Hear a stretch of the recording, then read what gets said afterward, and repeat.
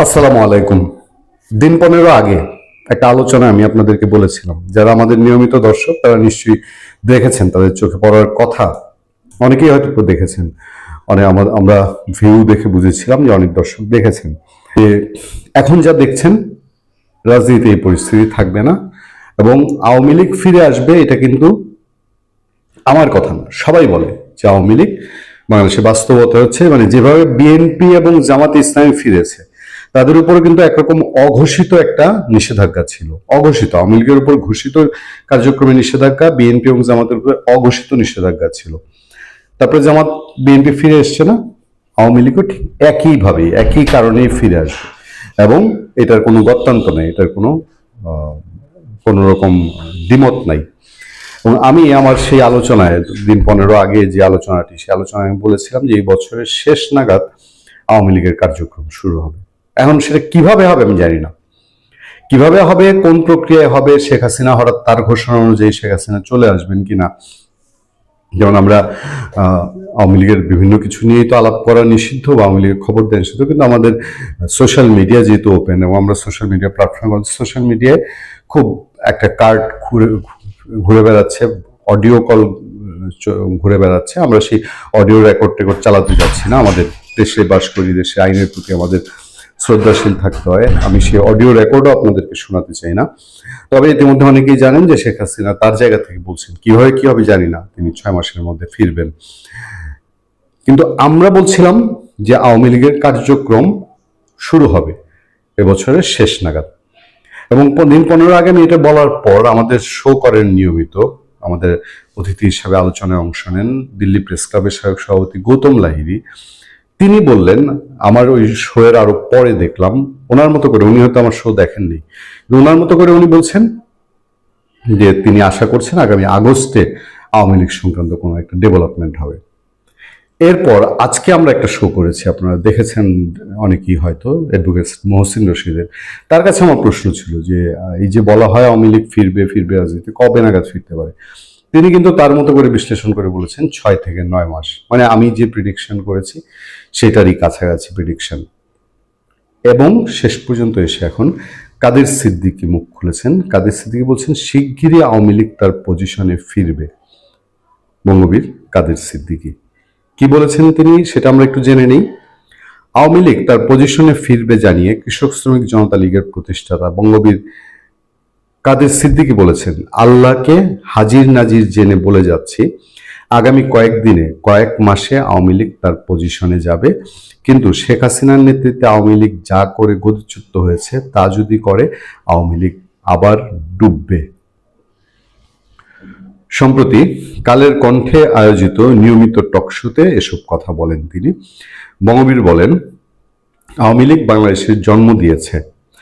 বঙ্গবন্ধু শেখ মুজিব বাংলাদেশের রাষ্ট্রের পিতা।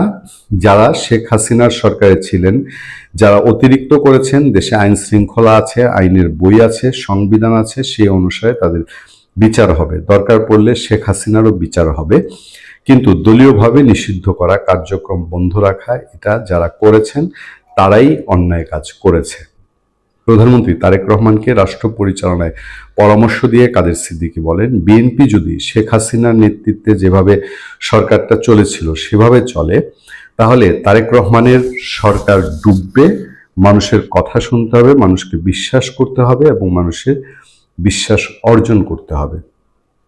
কাদের সিদ্দিকী যে জায়গাটা বলছেন যে নিষিদ্ধ করে থাকলেও যে আওয়ামী লীগের আল্লাহকে হাজির নাজির জেনে বলে যাচ্ছি, আগামী কয়েকদিনে কয়েক মাসে আওয়ামী লীগ তার পজিশনে যাবে। কিন্তু শেখ হাসিনার নেতৃত্বে আওয়ামী লীগ যা করে পরিচিত হয়েছে তা যদি করে আবার আওয়ামী লীগ ডুববে। আওয়ামী লীগের মধ্যে নিশ্চয়ই অনুশোচনা আছে, রিয়েলাইজেশন নাই তা হবার কথা না, কারণ এত বড় ধাক্কা খাওয়ার পর যদি রিয়েলাইজেশন না হয় তাহলে এর চেয়ে দুর্ভাগ্য আর কিছু না। কিন্তু ওই যে কোথায় যেন, কেন যেন চারদিকের প্রেডিকশন, কাদের সিদ্দিকী বলেন, গৌতম লাহিড়ী বলেন, মহসিন রশিদ বলেন এবং আমাদের এই প্রিডিকশনটা কোথা থেকে যেন মিলে যাচ্ছে। এবং আমি নিশ্চিত যে গোয়েন্দারাও এই নিয়ে খোঁজ খবর রাখেন, কনফার্ম খোঁজ খবর রাখেন যে কেন এই আলাপ উঠছে হঠাৎ করে যে আওয়ামী লীগ আগস্টে আসবে বা শেখ হাসিনা 6 মাসের মধ্যে আসবে বা আওয়ামী লীগ খুব দ্রুত সময় আসবে, 6 থেকে 9 মাসের মধ্যে আসবে। এগুলো নিয়ে নিশ্চয়ই চুলচেরা বিশ্লেষণ চারদিকে হচ্ছে। তবে ফেরাটা মনে হয় এখন আসলে সময়ের ব্যাপার হয়ে গেছে। আপনি যেটা বললেন, প্রথমে আপনার দর্শকদেরকে শুভেচ্ছা, সালাম, নমস্কার দিয়ে রাখি। আপনি যে প্রশ্নটা করেছেন যে সীমান্তে যে হত্যা হচ্ছে, এটা হত্যা না করে তাদের জেলে নিলেই তো হয়। আপনার কথা শুনে মনে হইল যে ঘরে যদি চোর আসে, ডাকাত আছে, ছেচ্চর আছে, লম্পট আছে, এদের জামাই আদরে ঘরে জায়গা দেওয়ার দরকার, এদের চর থাপ্পড় দেওয়ার দরকার কি? বিষয়টা এরকম। আপনি কি জানেন যে গতকাল ১৩৫ টাকার মাছ চুরির জন্য পিটিয়ে মেরে ফেলা হয়েছে বাংলাদেশি নাগরিক? আপনি কি জানেন যে গাজীপুরে পরশুদিন ৩ জনকে পিটিয়ে ২ জন নাকি ৩ জনকে পিটিয়ে মেরে ফেলা হয়েছে গরু চুরির কারণে? তাহলে আপনি কেন আপনার দেশের মধ্যে গরু চোর, ১৩০ টাকার মাছ চোরকে পিটিয়ে মেরে ফেলেন? না আপনি যদি এখন ভারতের সেনাবাহিনীকে পরামর্শ দেন, তারা কেন জামাই আদর করে না? এটা বিষয়টা কেমন হয়ে গেল? এখন বলবেন আন্তর্জাতিক আইনের দোহাই দিবেন। ঠিক আছে, ভালো কথা। আন্তর্জাতিক আইনে তো আপনি গুলি করতে পারেন না। তা আন্তর্জাতিক আইন তো দূরের কথা। বাংলাদেশের আইনেই তো আপনি বর্ডার ক্রস করতেই পারেন না। বরং যারা যাবে একজনকে জেল দিয়েছেন আপনি। আপনার দেশে এই যে, যে ১৫ জন গিয়েছিল, ২ জন মারা গেছে। ১৩ জন ফিরে আসছে। বাংলাদেশের আইনে তো আপনি তাদের জেল দিবেন। কারণ তারা বাংলাদেশের ভূমি অবৈধ উপায়ে বাংলাদেশের ভূমি থেকে অন্য জায়গায় চলে গেছে। এটা বাংলাদেশ আইনেই তার জেল হয়। আপনি জিজ্ঞেস করেন। যারা বিডিআর এ চাকরি করে জিজ্ঞেস করেন, উকিলকে জিজ্ঞেস করেন, যেকোনো উকিল, যেকোনো সীমান্তরক্ষীকে জিজ্ঞেস করেন, বাংলাদেশ আইনে এটা অবৈধ। আপনার সাথে যে আমার এত খাতির, আমার ভাতিজা বা আমার ভাগিনা বা আমার জামাই যদি রাইতের একটা সময় আপনার গ্রামে ঢুকে পড়ে একটা সময়, ভাই আমার এলাকায় আমি পাখি শিকার করতে গিয়েছিলাম রাতের বেলা। আমাদের ডাকাত বলে প্রায় মেরে ফেলছিল আমাদের। অল্পের জন্য রক্ষা পেয়ে যায়। আমার সাথে ছিল রোমান তালুকদার নামে এক ছেলে, আমার মোস্ট জুনিয়র। সে আর আমি শিকারের নেশাটা সে আমার মোস্ট জুনিয়র হলেও তার কাছ থেকে পেয়েছে। আমি সেখানে একটা সময় আমার শিকারে লেগেছিল। পাখি শিকার করতে গিয়েছিলাম।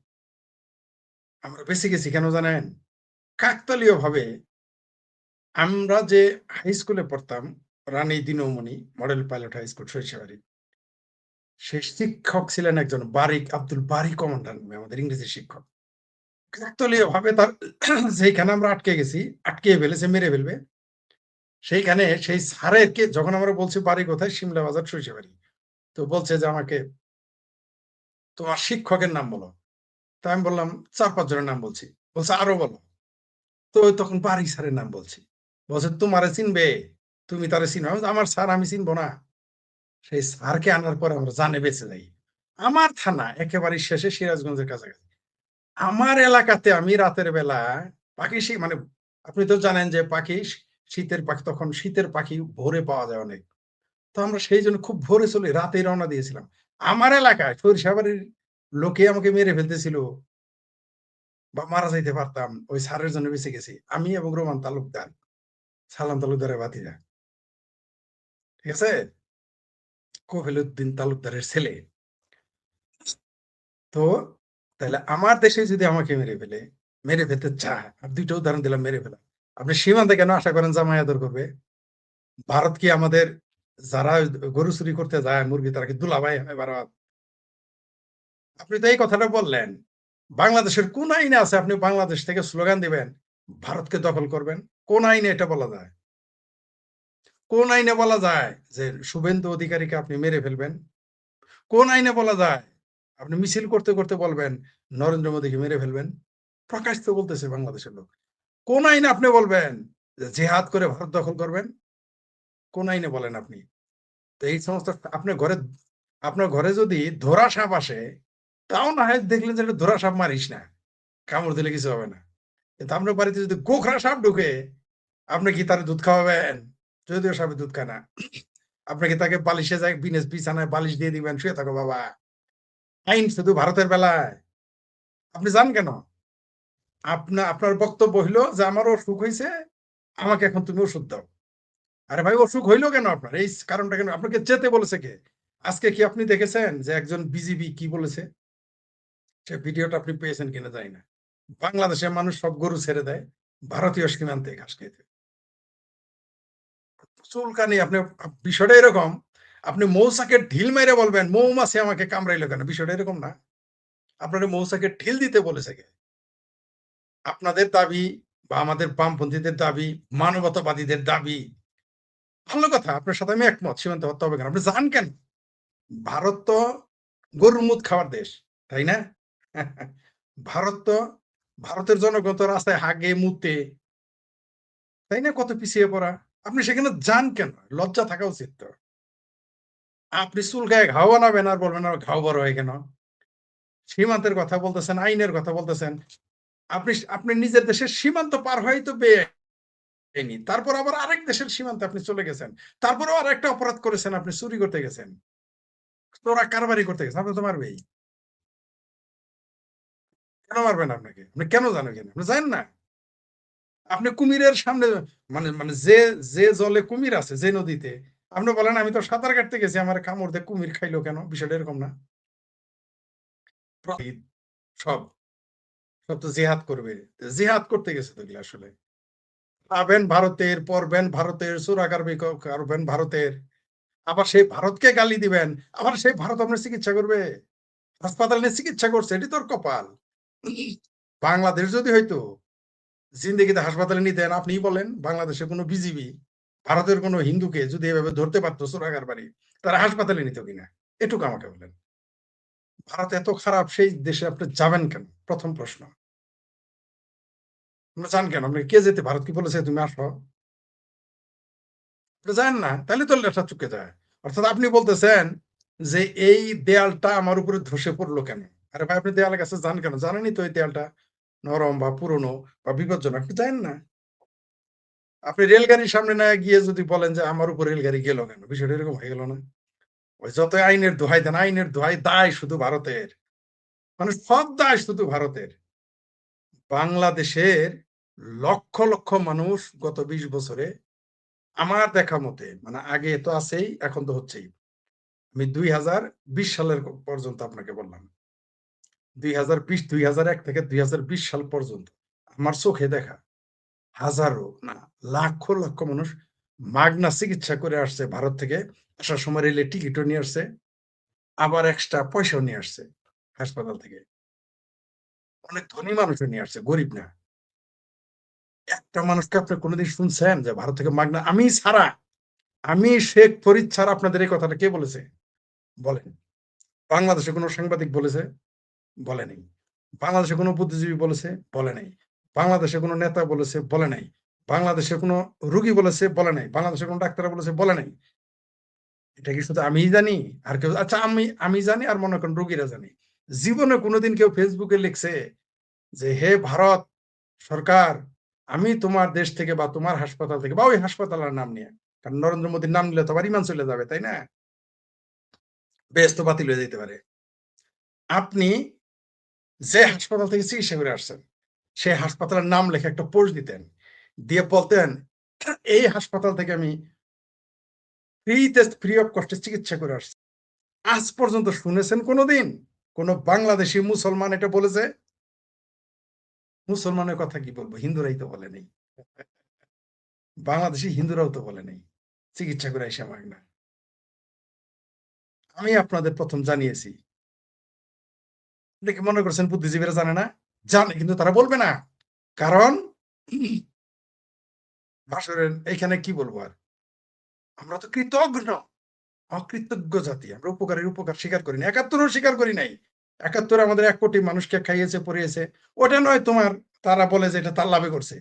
তো ভারতে যায় যে মাগনা চিকিৎসা করে আসলা, ভারতে ৩ বেলা খাইলা, আসার সময় রেলের টিকিট, বিমানের টিকিট, বাসের টিকিট, না সরি, বিমানের টিকিট দেয় কিনা জানি নাই। কিন্তু রেলের টিকিট দেয় এটা আমি জানি। তুমি বাসের টিকিট নিয়ে আসলা, রেলের টিকিট নিয়ে আসলা, নিয়ে বাংলাদেশে আসলা। এটাও কি ভারতের লাভ? ৭১ এর কথা নয় ভারতের লাভ মুক্তিযুদ্ধে। ভারত সব নিয়ে গেছে। ওইটা কারা নিয়ে গেছে? আমি ভারতের, এই যে ভারতের নিয়ে যত কথা বলে, একটা বার, মানে বিষয়টা এরকম, আপনার ছেলে গাঁজা খায়, আমি বিচার দিলাম। আপনার সাথে গাঁজা খায়, মদ খায়, ইয়াবা খায়। আপনি বলেন যে, মানে ওইটার কোনো আলাপই নাই। আমি বলছি তার দোষ হয়ে গেছে। সীমান্তে আপনি যায়েন না, আপনি আগুনে হাত দেন কেন? আপনি আগুনে হাত দিয়ে বলবেন আমার হাত পুড়তেছে। আপনাকে চুলার ওখানে যাইতে বলছে কে? যায়েন না আপনি। দেখি তারপরে আপনাকে কে মারে, আমরা পক্ষে থাকব। এখন আন্তর্জাতিক আইনের দোহাই দিবেন, আন্তর্জাতিক আইনে ইউনূস কিভাবে বলতে পারে সেভেন সিস্টার ভেঙে ফেলবে। আন্তর্জাতিক আইনে মৌলবীরা কিভাবে বলে যে ভারত দখল করবে? ওই যে রিটায়ার্ড মেজরেরা যারা উষ্টা খায় পইরা যায়, হাইটা যাইতে তারা ৪ দিনে কলকাতা দখল করবে। এটা আন্তর্জাতিক আইনে বলা যায়। আপনি বলতে পারেন। আপনি ভারতের বেলায় শুধু ভারতের বেলায় শুধু ভারতের দায় পড়ছে শুধু না বন্ধুত্ব করার জন্য। প্রত্যেকটা মানুষ বাংলাদেশের 99% মুসলমান।